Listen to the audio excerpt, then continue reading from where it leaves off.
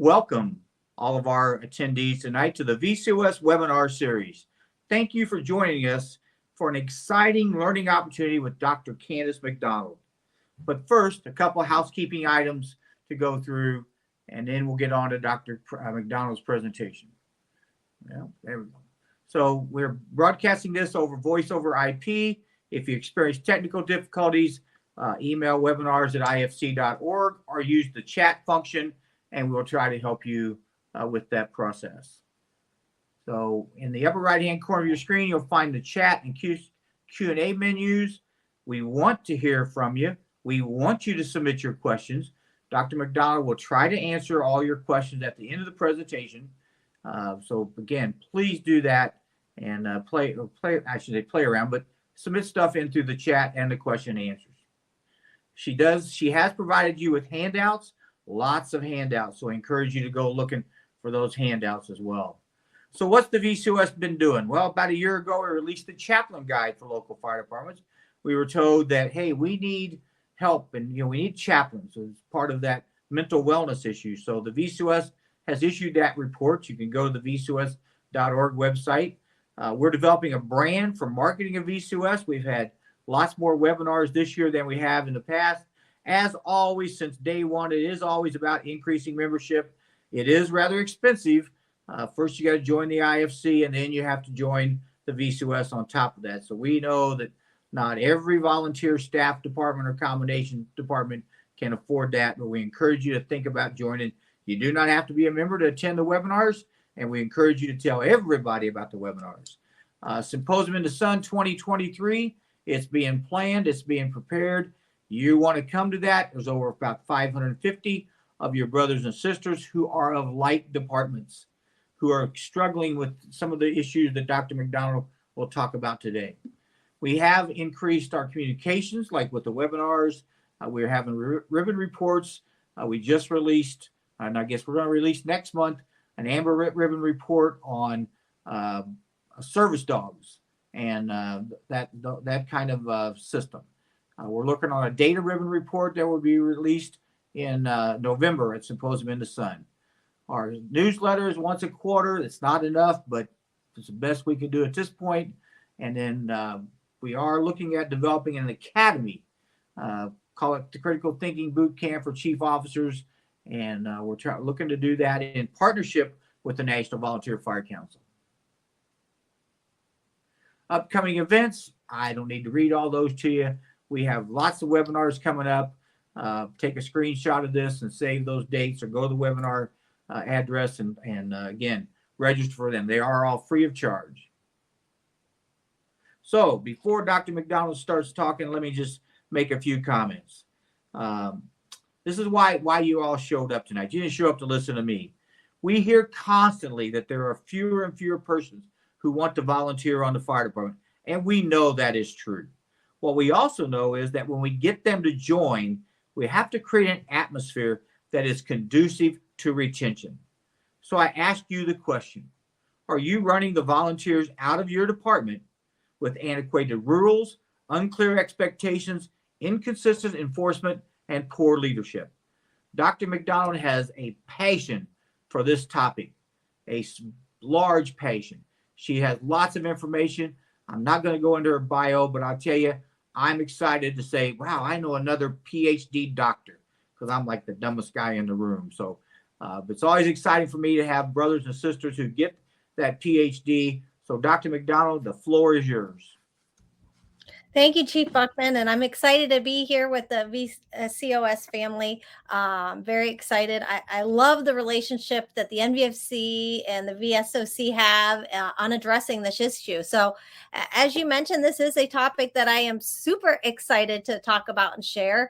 And a little bit about me. I see some friends in the speaker, so that's some like familiar names over there in the chat. So I am excited to be seeing those names pop up. So I am currently the Deputy CEO of the National Volunteer Fire Council, and I've been in this role for just a little over a year. Before that, I actually I worked at NASA. So I was at NASA for about a decade. I did 20 years in government before leaving to come to the NVFC. So why did I leave NASA? It's because I have a passion for the fire service. It was a very hard choice, but I knew that I'd have an opportunity to continue to make improvements and continue to drive the conversation forward on how we can improve our industry. I also teach at a couple universities, and most important, I'm a mom and have 3 great kids. So again, I'm excited to be here, and I hope that we continue this conversation past this webinar tonight. I will be at Symposium in the Sun, so I hope to see some of you there. So let's make sure that we connect and continue the conversation beyond tonight, because this can't be a one and done. Which takes me to my next slide. There is no magic wand that's going to fix your retention problem. I wish I had that magic wand, because if I did, I'd be a millionaire and you wouldn't be sitting here. What I see from time and time again is I see people show up to my class, show up to other people's classes looking for the answers. But what they fail to do is they don't always go back and implement what they hear. So my challenge to you is take notes, download the handouts, because the magic wand to fixing this problem is you. You've got to go back and implement and create some change within your organization. It's not going to fix itself. So one of the things that I wanted to kind of touch with you is, let's talk about the state of the volunteer fire service. This is an infographic, and you can get this infographic in the handout or through the QR code. But this is an infographic that kind of talks about the fire service in the U.S. We know that 65% of the fire service is volunteer, and our volunteer firefighters save $46.9 billion in tax revenue each year. That's a big savings from the time that they give.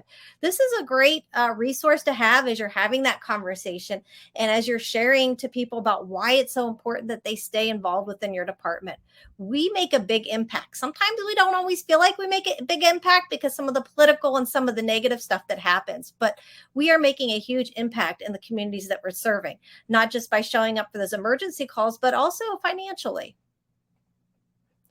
So what is the problem? Well, I think, as Chief Bunkman said, we are seeing a problem with the firefighter decline. So, and we know that as firefighters start to decline, we're losing our investment because it's costly to outfit and train firefighters.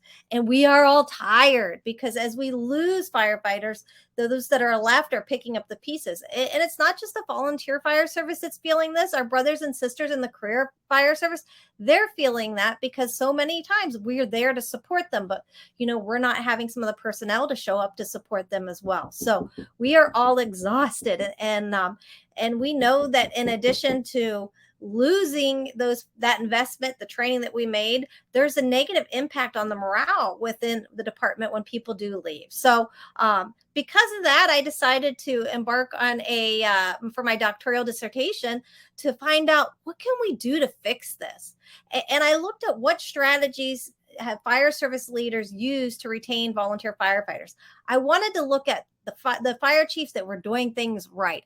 If you've ever taken one of my classes, you will know that I say you are allowed to gripe, you're allowed to say anything that you want in this class, but come with a solution. If you have a gripe, come with one proposed solution.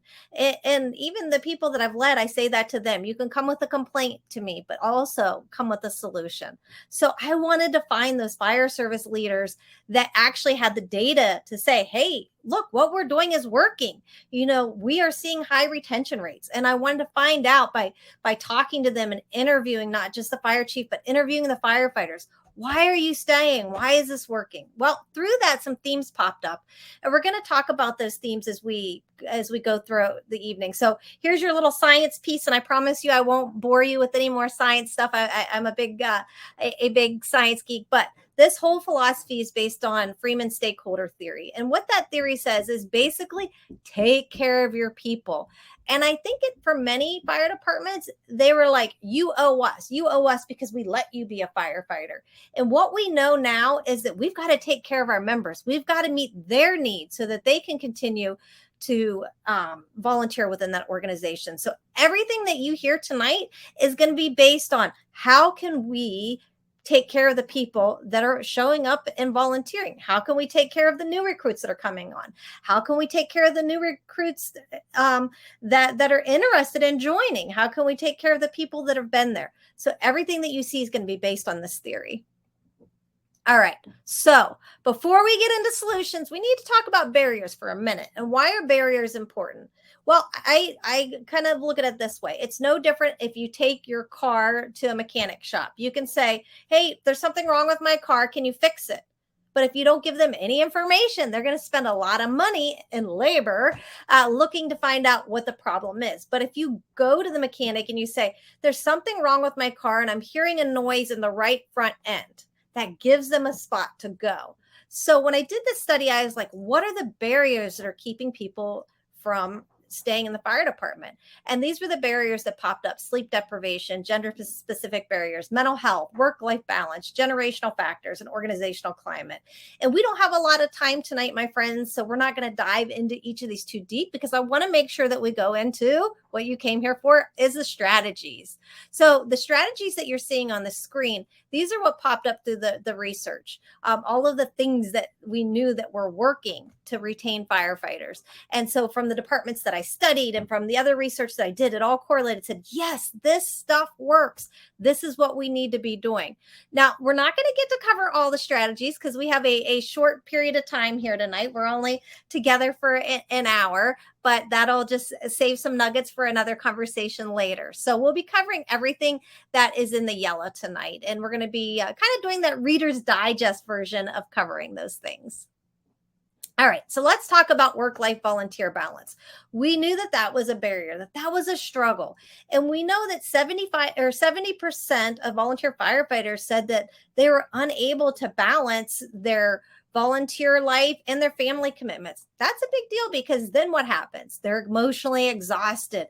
They have that Gumby effect. If you remember, some of you will remember the Gumby doll. And if you don't remember the Gumby doll, and I'm dating myself, it was this green little stretchy guy, and you'd pull his arms this way, and his legs would pull. And that's how we as volunteers, we're being pulled by our careers. We're being pulled by our fire departments. We're being pulled by our families. We're being pulled by our other needs. So we know that that's an issue. We also know that the research shows that if there's a lack of support at home, firefighters are more likely to disengage. So that's something that we need to remember. How do we embrace the people at home as well? So we're going to talk about that a little more as we get deeper into this conversation. And we do know that we are in an industry that never sleeps, which is a problem because sleep is important. All right. So how do we make time work to benefit our volunteers? Well, that's a big question, because again, we know that there's that issue with the work-life volunteer balance. So one way that we can do that is, a lot of departments are still using percentage of calls, where they're requiring firefighters to run a percentage of calls. Well, I don't know about you, but we are not able to predict when emergencies happen. So, you're leaving it up to chance to know whether you're going to be home to catch a fire or catch an EMS call or whatever that might be. So I always encourage people, and what successful departments has done is they've moved from a percentage of call theory to we're going to have a duty crew where you have to donate 5 hours a week, where you're making yourself available 5 hours a week. Whether it be on a Saturday, from 12 to 5, or during the work night, or maybe you have to split it up because you're a family. But they found that they were able to create, using like a Google calendar, or just a calendar, and said, can you plug in when you're available? Just give us 5 hours a week that we know that you're going to be there to run calls. Well, that started to allow people, they could plan, because it was easier for them to put that 5 hours in a block of time and give that. That doesn't mean that other volunteers couldn't go over that 5 hours, but that was what they committed. One of the things they also did is, rather than saying, okay, well, we know that because your life is crazy, maybe you can't do 5 hours a week. Well, how about if you could do so many hours in a quarter? So that might mean you give a whole weekend, a Friday, Saturday, and Sunday, when your life is a little bit freer. So, and we look at that, how many hours do you have to donate in a quarter to stay active? And that was one thing that was very successful in one of the departments that I interviewed. They said that, for them, it made it easier, because we know that our firefighters are being forced from picking being at Little Johnny's soccer game or the fire department. And what we know about today's generation is way better parents than many of us. They are very committed and they want to show up and be at the soccer field for practices. They want to be at the band concerts. They want to be there for that. And I commend them. Both mom and dad, they want to be there and be present. So that is wonderful. So we need to think about how we accommodate them. So being a little more creative with that, allowing people to self-schedule when they're available. And because our goal isn't about percentages, it's about having bodies that are qualified to run the calls. The other thing that we know is multiple training nights are something that is very effective. A lot of departments are saying Monday night is our training night. That's it. Well, that doesn't work if we have a softball game for our child that night, or maybe I'm taking extra classes at the community college, or I have an aging parent that I'm taking care of. So we need to think, how can we do multiple training nights? You know, one department, and what they did is they actually started to record their trainings. They would have it on a Monday night.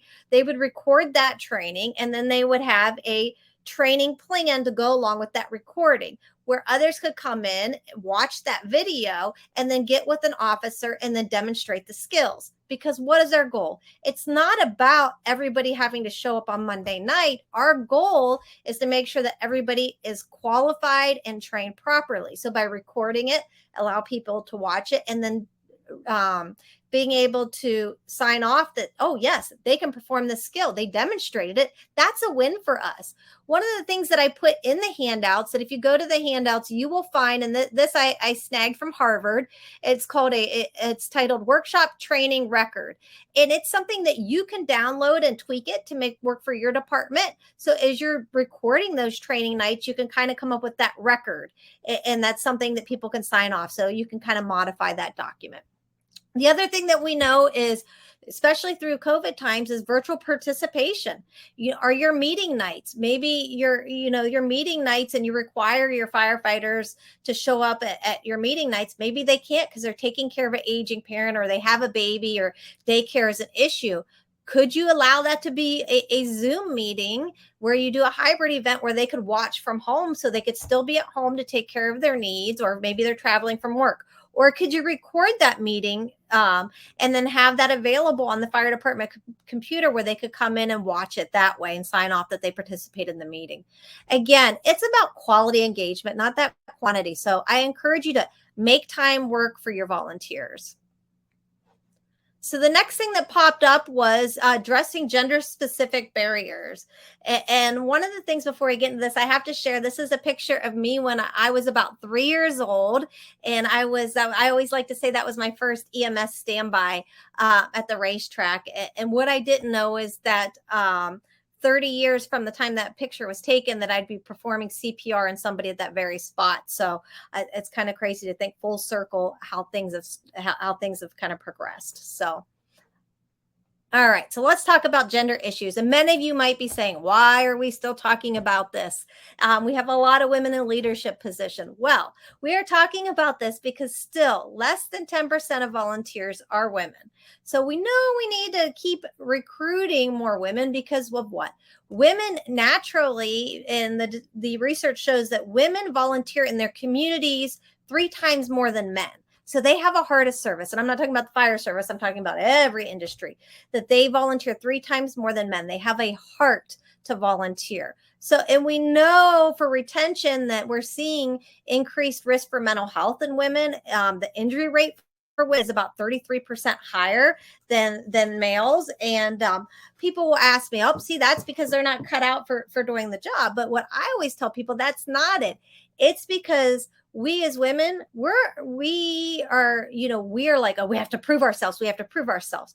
And I always give this example. If Chief Buckman and I were doing overhaul after a fire, and Chief Buckman's like, man, I'm tapping out, I'm tired, he's going to tap out and say to someone, hey, can you fill in for me? I need to head over to rehab.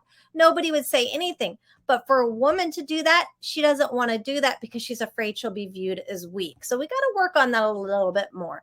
We also know, and this is a concerning factor, that miscarriage rates are higher among volunteer firefighters and firefighters in general, but even higher among volunteer firefighters. So that's something that we need to definitely think about as we're talking about retention and what we need to do. So we also know that there's the toxic brother culture. It still exists in some departments, and unfortunately, that's there. But we have so many great people that are working to push past that. The other thing that I want to share is that there's always that chance of miscommunication. We don't always understand each other. So I had a firefighter. She came up to me and she said, "I want to talk to you about my fire chief." I'm like, "Okay." She said, "I think he's discriminating against me." And I'm thinking, wait, what? I have a hard time believing that. I didn't say that, but I'm thinking that because I knew this chief. She said, "Yeah, I shared that I was pregnant." And he said, "I can't." He told me that I can go to do fire prevention anymore, that I won't be on the truck anymore. And she was very upset. And I said, "Can I talk to your chief?" She said, "Yes." So I said, "Chief so-and-so, let's have a conversation." I said, "Your firefighter came to me. She was concerned that you were discriminating against her because she shared that she was pregnant." He said, "Oh no, I was so excited when she shared that she was pregnant. I wanted to protect her and the baby." So it was just a miscommunication. He thought he was doing her a solid by protecting her, removing her out of harm, instead of asking her, "Hey, how can I help you be successful? What is it you need for us to support you during this?" So it's all about having those conversations. It's also, when we're looking at being inclusive, having that inclusive culture, and asking questions. I always tell people, especially when it comes to a lot of, fire chiefs and they don't know what to do when it comes to, how do I deal with, someone who's pregnant? How do I deal with somebody after they've had the baby and maybe they're nursing and they need to pump? What do we do? Ask questions. Just say, "How can we help you be successful? What do you need from us?" And that's all about what it is. And, again, I mentioned that sometimes we still have those people that are not embracing that inclusive environment. And that's not just towards women, that's towards, other types of people as well. So for that's why it's important to have expectations, to have training, and to practice, what our expectations are, and have policies in place. And a lot of people are not familiar with what type of policies to have. So we did put together the discrimination and harassment toolkit. You can download that through your handout section. And this is a toolkit for employers and employees. And when I say employees, I mean volunteers, because volunteers are employees of their department. But it just kind of outlines everything that you need to put in place to provide that positive environment. So I encourage you to check that resource out. So let's talk about mental health. And as we get into this conversation, there is the yellow ribbon report that the IFC put out. So I encourage you to download that in the handout section. That's a great resource for wellness within the departments. So what do we know about mental health and when it ties into this whole retention thing? Well, over a third of volunteer firefighters report a concern for depression. That's a high number, over a third. And we know it's because of the repeated exposure to the traumatic events that we see. And, that can lead to some bad coping skills like substance abuse and making things not so happy at home. Unfortunately, 15.5% reported attempting suicide. That's a high number of volunteer firefighters that have reported that. So we definitely need to take a look at that. Women in the protective services, which the fire services falls under that, had the highest suicide rate of any occupation studied. And in this slide, you'll see a picture. This is my cousin Debbie. She was a volunteer and she committed suicide. So for me, this is something very personal. I remember when she committed suicide, I was very new into the fire service. I didn't understand, why she did it. She left behind her kids. So to me, I definitely have a strong passion on making sure that departments have the mental health resources, not only so we can prevent situations, like losing my cousin Debbie, but also so that we can, protect the people within our departments, making sure that they're okay.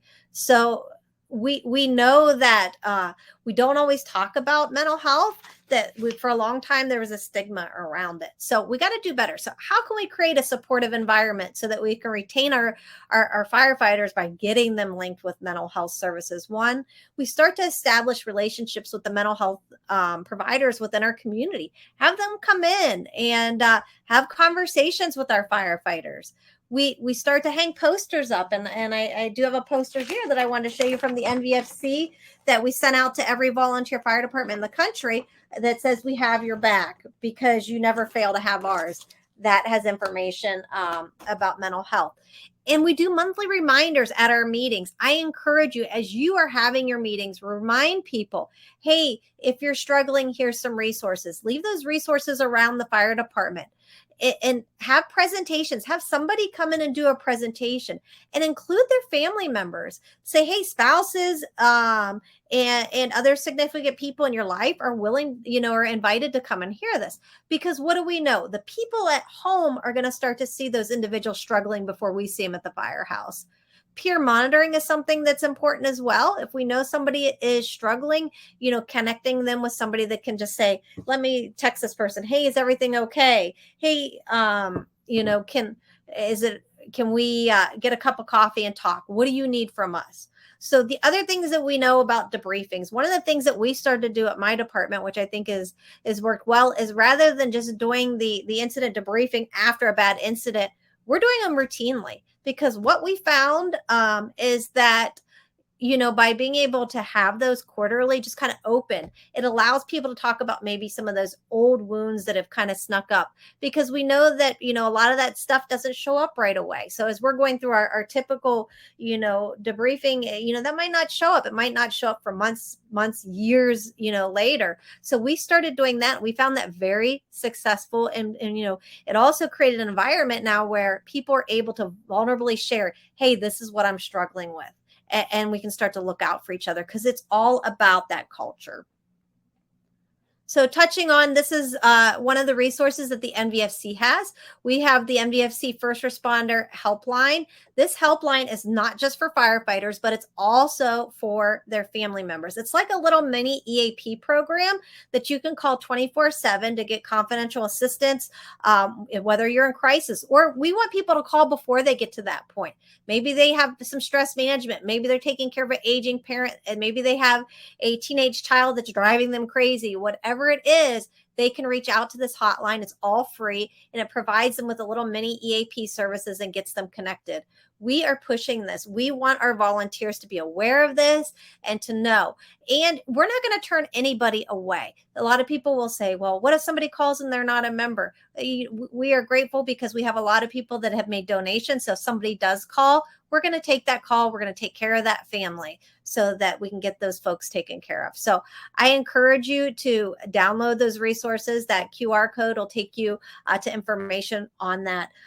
We also have our psychologically fit fire department. You can go and download that document in the handout section. It's a document on how to make your department psychologically fit. It kind of walks you through everything that you need to do. And again, that goes back to retention, because we saw that those numbers were very high, that over 33% of firefighters were concerned for depression. So when people are depressed and they start getting in that state, we're losing them. So again, I encourage you to take a look at that toolkit, start to implement some of those tools. That's your homework assignment. I always give homework assignments when I teach, because again, I don't have the magic wand. You've got to be the magic wand to get out there and implement this stuff within your department. All right, so let's talk about generational differences. This is something I hear all the time. It's the young people's fault. It's the old people's fault. Everybody's pointing fingers. And we've just got to get away from that and realize that times have changed. Identities are now global. For many of us, we grew up in these small pockets. For me, it was kickball tournaments in the backyard. Everybody showed up, and that's how we formed our identities. Some of you grew up in firehouses. That's how you formed your identities.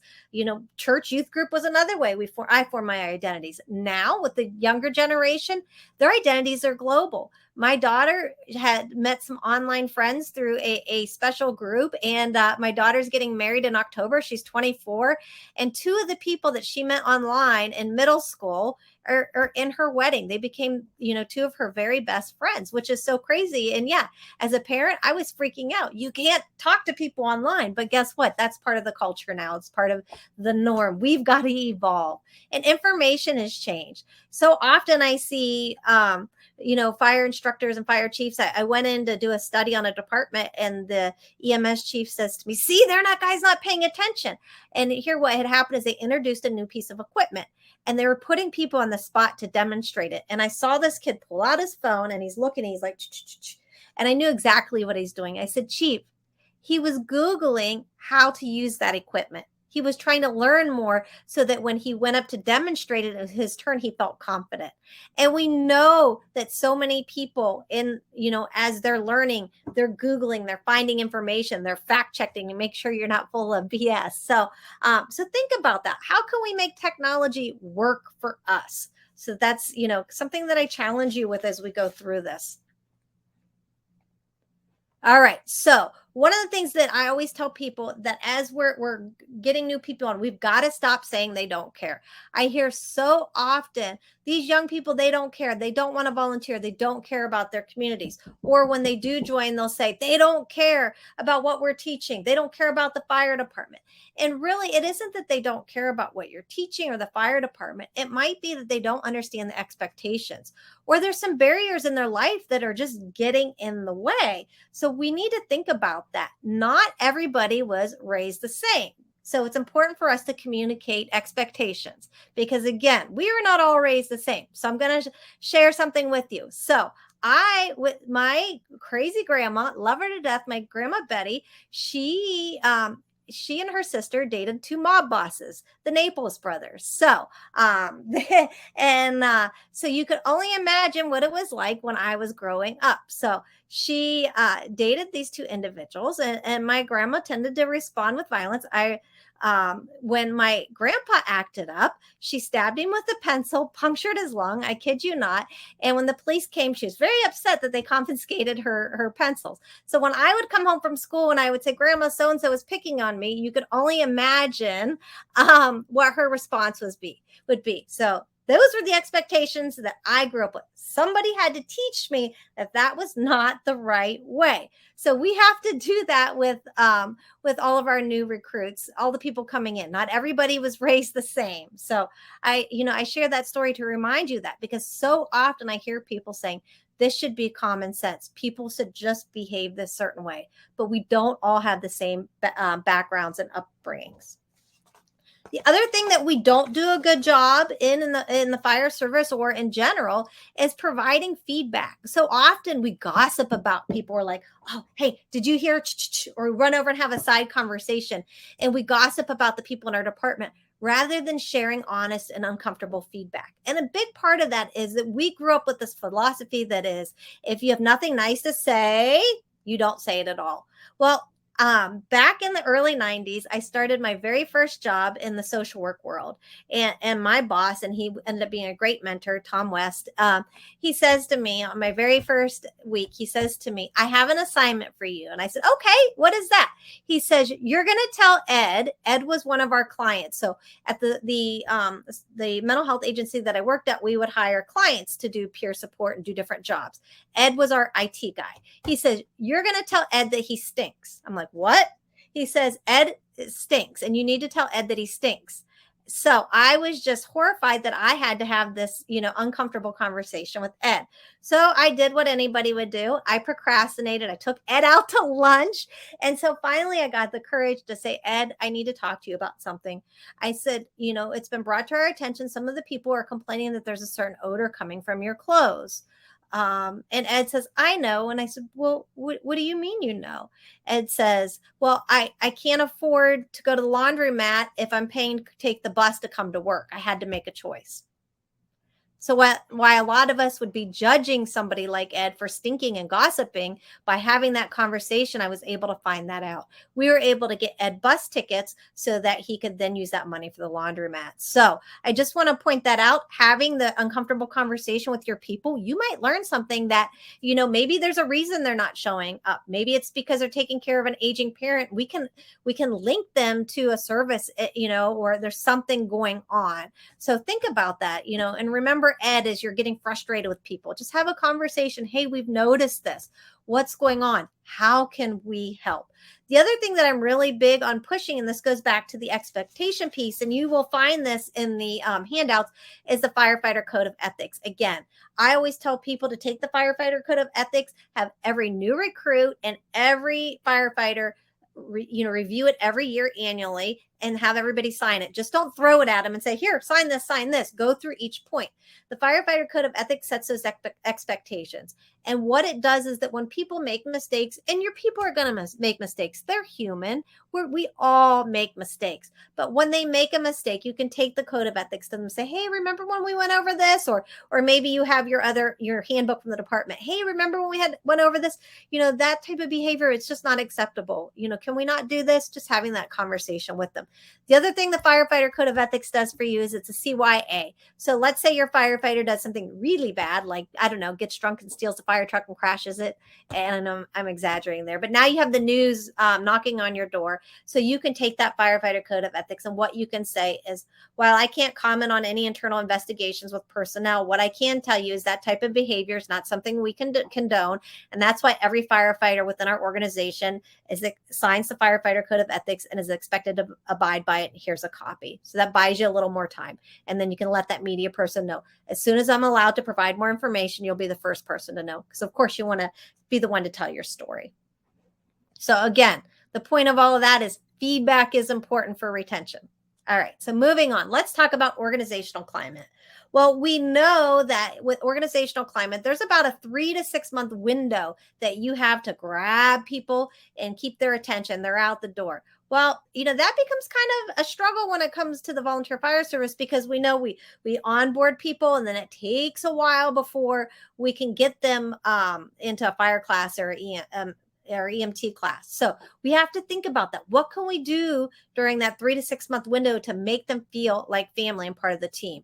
Well, the National Volunteer Fire Council has rolled out the new recruit track. We have several classes that new recruit can go online, take these series of classes. At the end, they get a little certificate that kind of introduces them to the history of the fire service and just a number of different things. And my good friend Doug Klein did one of the classes that he talks about, from new recruit to white helmet, how to get from one point to another. So that's a great resource. All of that online stuff. The other online training that you can get them to take is like getting their National Traffic Incident Management Certificate. Tim, that's a free thing that they can do through respondersafety.com. So find ways so that you can make them feel like they're engaged, invite them down, for a cup of coffee, get them involved, let them know that you're excited that they're there. We also have to worry about bullying still. That's still a little bit of a problem. And that is a great way for people to bounce. So, we've got to make sure we're addressing that. I know that IFC has some great resources when it comes to bullying, and I encourage you to check that out. Poor leadership. Yes, we know that is a problem. And what happens is a lot of times we have really great firefighters who are so good at what they're doing on the fire ground, but they never learned how to be a good leader. They lack leadership skills. And that's why it's so important to make sure that our people in those leadership roles are connected with training. IFC has their great conference. There's a lot of great courses through the U.S. Fire Administration. The MVFC has courses. Get people linked with some of those leadership courses. We know that only 38.5% of volunteer firefighters say that they're happy with being a volunteer firefighter. That's crazy, because we all like to brag and say this is the best industry in the world. So that's something to think about. So, and then do we train or do we complain? One of the things that I learned when I was in law enforcement, I was a federal agent when I was at NASA, is that with us, we would, our training, we would start on time and we would end on time. We don't always do that in the fire service. We stand around, instead of starting training, we start to complain. Well, that becomes an issue. People don't want to show up just to hear complaining, because a lot of times they might be taking time away from things at home. Maybe they have schoolwork to do. Maybe they have that aging parent to take care of. Maybe their child's at daycare. Maybe they're missing a soccer game, whatever that might be. So we really need to focus on, when we say we're going to have a training, we're going to focus on training, and we're not going to do complaining. We're going to say, no, we're not going to go there. We're not going to do complaining. Let's get back to the training and get focused on that. The other thing that I encourage you to check out when it comes to organizational climate, another great resource, is the culture guide, and it's in the that the MVFC put out, and it is in the handouts as well. All right, opportunities for employee success. We have got to start giving up the nozzle. One of the things that I see that, and this is a huge thing for retention, is that sometimes, because we don't get a lot of big structure fires like we used to, which is a great thing because that means we've done a great job with fire prevention. But what we see is that people go through fire school, they go through EMT school, and when they get to the big call, people push them aside. They don't allow them the opportunity to get on the nozzle. They don't allow an opportunity in the back of the ambulance to test their skills. They say, oh, this is a bad call. Here, let me do this. Let me do this. We have to start allowing our new people to use their skills from the very beginning, while we can mentor them. Because what happens, especially in the EMS world, we see this a lot, where people are kind of pushed aside. Oh, this is a bad call. Here, I'll do it. You just hand me stuff, rather than allowing them to demonstrate their skills. And then you can offer them. And this is what I always say. When we have to correct somebody on scene, rather than saying you're doing it wrong, I always say, let me show you an easier way to do that. That way the patient or any bystanders don't know you're redirecting them. So that's my keyword with people. Let me show you an easier way to do that. But we need to start allowing them to practice the skills that we sent them to training for in front of us, so that when we aren't there, they're competent to do that. Because what's happening, and what I'm hearing from the younger people that I've interviewed, is we go to school and then we're not allowed to utilize these skills. Everybody pushes us aside. So for retention's sake, we need to make sure that people are competent in their skills, because what happens is when the tones go off, then they're afraid to show up because they might have to be the one to perform those skills and they're not confident. So they just don't show up. So give up the nozzle, allow people the opportunity to practice their skills. Mentoring is so important. Everything that I've done in my career has been because of great mentors. Miss Michaeline is a personal mentor of mine that I met when I was working in the social work world. And Mr. Steve Austin, many of you might know him. He's been in the fire service very, very, very, very long time and done a lot. Both these people have kind of shaped who I am, have mentored me, and I encourage you to establish mentoring programs within your department. This is phenomenal for retention. There is, in your handouts, you will find an entire guide on mentoring. It's called the Mentor's Guide, and it's not tied to the fire service. It's just a general guide. But there are so many great points that you can pull out to utilize to develop a mentoring program for your department. So as new people are coming on, assign them a mentor and rotate mentors, because we hear a lot of times, oh, there's cliques in the fire department. Oh, this, or we have those really negative vampires within the department. They sink their claws, their teeth into your new people, and they want to share their poison. Well, we want to make sure that our new people are connected with people that represent the culture that we want to promote. So, mentors are also great as we move forward, because we know that firefighters that have been on for a while, sometimes they start to slip away. But if we could connect them with someone who's going to reach out. When my husband had COVID, he's an ER nurse, and he got COVID, ended up on a ventilator. Almost died, but he's good now. So, but afterwards, I was like, I'm quitting everything. Everything that I do, I did. I quit the fire department. I'm like, I'm done. I just don't want to do anything but be home with my family, because that event in my life shook me up. However, one of our officers at the fire department, he still kept reaching out even after I turned in my resignation. He would reach out and he would just say, just want to let you say happy anniversary to you and your hubby. Just wanted to see how things were going. Merry Christmas, Happy Mother's Day. I'd get these texts. So about a year later, when I was ready to come back to the fire department, I had that connection because he stayed in contact. So he was, and when I went back, they were like, welcome back. And that's another thing. We don't always do a good job with allowing people to take leaves of absence to deal with what they're dealing with at home. Instead, we get angry because they're not showing up rather than saying, hey, do you need some time off? And what can we do to support you while you're gone? So I was very grateful to that individual that allowed me to stay connected with the fire department while I took about a year off to to regroup, so to speak. All right. So let's talk about that onboarding and setting expectations. So, one, as we're onboarding and we're setting our expectations, we need to have those right up front. We don't always do a good job with that. We kind of, sugarcoat things a little bit. Yeah, come volunteer with us. Come, get involved, but we don't let people know, exactly what they're getting into. So we need to have a written set of expectations. Do you have a contract? Well, what's the time commitment? I always tell people to develop job descriptions for each of their roles. If you want to be a firefighter, here's the job description. Here's the training that you're going to need. And here's the training that you're going to need to continue that. And here's our expectations. If you want to be an EMT, the same thing. Even for your administrative positions, as you recruit and retain people for those administrative positions, develop job descriptions and roles for them so that they know. And some other good tools as you're onboarding people. The NVFC has the family guide. I encourage you to check that out. It's like what to expect as people are joining. It's a little bit outdated. We're in the process of updating that family guide, but it is a great tool to hand people as they're onboarding. The other thing is have an orientation, not just for the firefighter, but for their family. And don't just think about spouses, think about some of the other people that might be in their life. Hey, if you have a grandparent or you have a parent that's involved in your life or an adult child or a teenage child that want to come and part of this orientation so that they understand what you're going through, invite them to the orientation as well. And you never know, you might get a new recruit out of that. So the other thing that we need to talk about with expectations is we need to talk about firefighter cancer.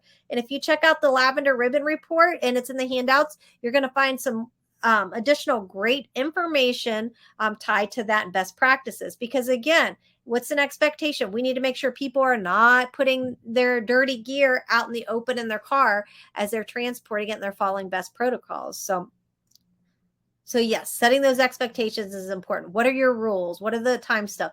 So just sit down within your department and brainstorm, come up with those things. Say, what are our expectations? And then develop a frequently asked question list. Here's the things that we get asked questions frequently about. Make a list. Ask your newer recruits that have been on for a while, what do you wish you would have known when you joined? What would be helpful for us to share with others? Because if we give people a false, sense of what they're getting into, then they're going to disengage pretty quickly. And we need to be honest with people. All right. So how do we promote happiness? Yes. We know that people are a little bit disgruntled. We need to start to create a team environment. One of the things that we know in the research shows is that career firefighters are a lot more team and family oriented. Well, it's because what? We know they eat together. We can do the same thing. We can have potlucks. We can have the firefighters and their families come together. Some departments are doing game nights or getting involved in recreational volleyball leagues where, the firefighters and their significant others are on a volleyball team and playing in the community. Find ways to engage. Not everybody likes sports, having just a regular game night at the department. Some departments are doing the movie nights on Friday nights where they're like, okay, every Friday night, we're going to have a movie night. Here's the movie. You can bring your family, bring your kids. And the one department that I studied, they had set up a whole room that was just to do that, just for everybody to kind of hang out in. And what they said is that when they did the family movie nights, if the tones went out and the firefighters left, the significant others were a lot happier because they weren't left alone. And that was one of the big reasons that the significant others were disgruntled, because they were tired of being left alone at home. So find those ways to engage people together. And you'll see on this slide, I have respect time. That is the biggest point that I want to drive home when it comes to firefighter retention, is we've got to start respecting time. Our firefighters are busier now than ever. Many of us work multiple jobs. And they have other obligations outside of the fire department, whether it be taking care of their family, whether it be volunteering in their church, volunteering somewhere else in their community, just whatever it might be, school, work, any of that stuff. If we're going to have a training, we need to start and end on time. I always tell firefighters and fire instructors and chiefs that, let's say your training is starting at 7 o'clock and it's scheduled to end at 7:30. If you get to 7:30 and you're not done yet, you need to take a break and say, okay, it's 7:30. If anybody needs to leave right now because they have an outside obligation, please feel free to leave, and give that permission for people to leave without feeling like they've done something wrong. Again, we've got to start and end on time. It's so important. Give your firefighters ownership roles. You don't have to be in an officer position to give ownership in the firehouse. Maybe somebody wants to take on, they're interested in taking on the social media. Maybe somebody's interested in taking inventory of a certain area. Find out what their skill sets are. Find out what they are interested in taking ownership is. That also lifts the weight off of the fire service leaders. We've got to stop trying to do it all and allowing to delegate and give roles. I always tell people, as we're giving those roles, kind of develop a list. You want to take this on? Here's the task that we have, and here's what goes with it. And then asking for a report back. The other thing that we need to do is listen. Survey your members, survey their family members. What do you need from us to make this a better environment? And make sure you listen, be open. And if it's something that you can't change due to, maybe it's a financial issue or regulation issue. I had that when I worked at NASA. I would survey, I had 91 officers on our protective services contract under me. And we would survey and say, hey, and they would come to me and say, here's my idea. And I would explain to them, unfortunately, we can't do this because of this regulation, or we don't have the funding to do this, but let's look at how maybe we can either fundraise or put money in the next budget to be able to do that. That's a great idea. Make sure people feel that they're heard. Find ways to foster communication. Not everybody likes to raise their hand and speak out in meetings. So I encourage you to foster communication in different ways, whether that be letting people know that they're free to send an email, doing anonymous surveys, or, just say, hey, you can send a text, whatever, or even the old school ballot box here, shove a suggestion in there. Find ways to have that communication.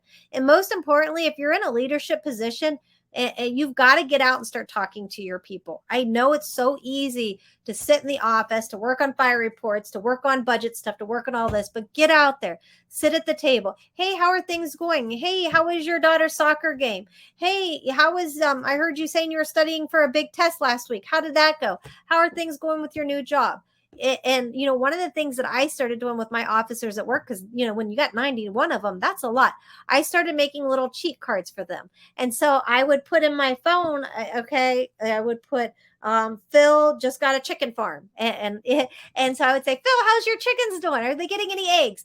That way, when I could kind of go back to those notes and not get people confused. And hairdressers have been doing that for years. So if you ever wondered how they know and remember everything, it's because they have a card on you.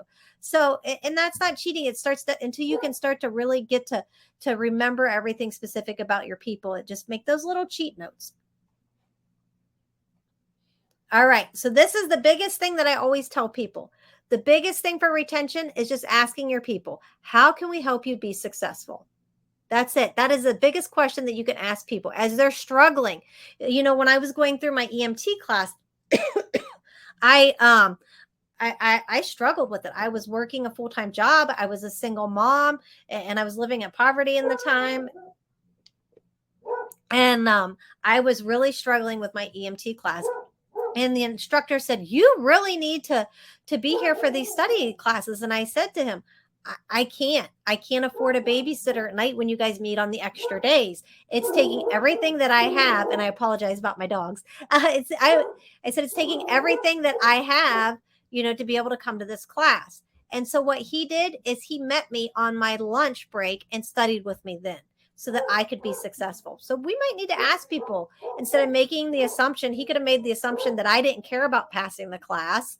But he asked, what is going on? And so, ask people, how can you be successful? And with that, that kind of takes us to the end of this. I wanted to leave a little bit of time. We've got about 8 minutes for questions. And on this slide is my contact information. At the top is my email. And that is my personal cell phone number. And then there's the NVFC's information. And then my personal social media stuff is at the bottom. So, and as you can hear my dogs bark, I have to laugh. Chief Buckman mentioned earlier that the IFC is working on that paper on service dogs. We have 2 of our dogs that are being trained for therapy dogs. So I'm hoping that one of them gets to come to symposium in the sun with me. So. All right. Awesome. Well, wow. I don't know about the Well, I do know what the attendees are going to go on. Oh my gosh. Yes. Outstanding presentation, Dr. McDonald. And I would tell you, Maddie came by, so she wanted to say hi. She said, "Is that Candace?" And I said, "Yeah, she got to go pick up Kate from basketball practice." But she said to tell you hi. Maddie is my granddaughter. And but one of the things you talked about climate, and just a couple real things. Like last night I was at a training session about 40 miles from here, and training is going on.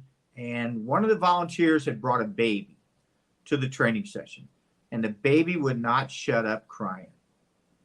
But nobody said anything. You just, it's a volunteer world. And if you want people to hang around, you're going to have to make adaptations or adapt to those kind of situations, just like with the dog barking in the background. It's life in the volunteer world. So, that's again about, how you're creating a climate. The other quick climate story is I was at a department about 200 miles from here doing a live burn with them. And this Sunday morning, starts at 8 o'clock, ends at about 2. And at about 10 o'clock, this guy said, "I'll be back." And I went up to the chief and I said, "Where'd that guy go?" And he goes, "He went to church." I love that. They accommodated. Yeah, they accommodated what was important to him. Right. And that's so that the point is that you brought that up, and that's really what it's about. It's about accommodating to their needs. So, and yes, you might say, "Oh, well, church is not important." It may not be important to you, but it's important to that other person. And so don't belittle the things that are important to them, because you know what? They'll quit and they'll go somewhere else. So thank you, Dr. McDonald.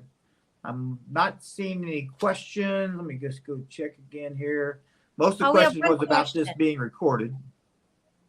Yes. Okay. What are your thoughts on having volunteers who only work in CRR roles within the department because of emergency responses and for everyone? Oh, I love that. I think there's a place for everybody in the volunteer fire service, and it doesn't have to be as a structural fire emergency medical provider. So, fun story, my grandma got her first set of turnout gear at the age of 73.